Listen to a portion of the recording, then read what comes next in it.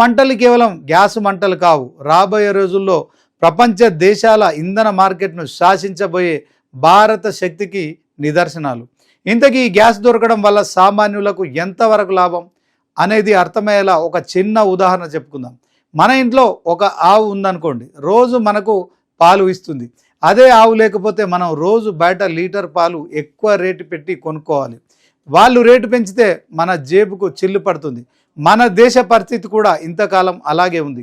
మనకు కావాల్సిన petrol, diesel, గ్యాస్లో దాదాపు 80% పైగా మనం పరాయి దేశాలపై నుంచి కొంటున్నాం.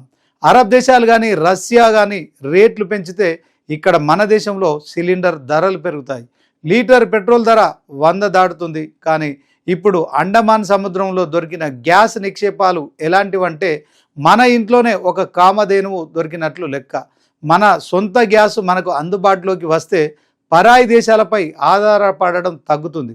ఫలితంగా సామాన్యుడి జేబు భారం కూడా తగ్గే అవకాశం ఉంటుంది.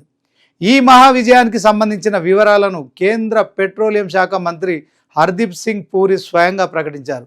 ఇది దేశీయ ఇంధన భద్రతకు ఒక మైలురాయి అని ఆయన కొనియాడారు. అయితే ఇది ఒక్క రోజులో జరిగింది కాదు.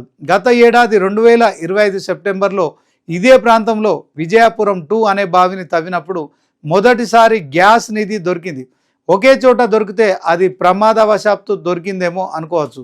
కానీ ఆయిల్ ఇండియా సంస్థ పట్టు వదలకుండా దాదాపు 600 చదరపు కిలోమీటర్ల మేర సముద్ర గర్భాన్ని అత్యాధునిక 3D టెక్నాలజీతో స్కానింగ్ చేసింది.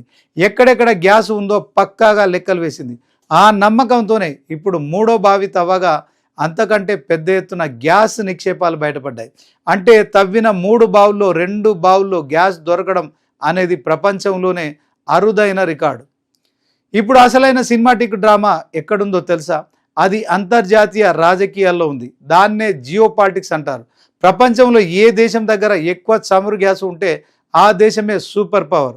అమెరికా, అరబ్ దేశాలు ప్రపంచాన్ని శాసిస్తున్నాయంటే కారణం వారి దగ్గర ఉన్న చమురు నిల్వలే. మరోవైపు మన పక్కనే ఉన్న చైనా అండమాన్ సముద్ర దూరం గుండానే తన వ్యాపార నౌకలను పంపిస్తూ ఉంటుంది.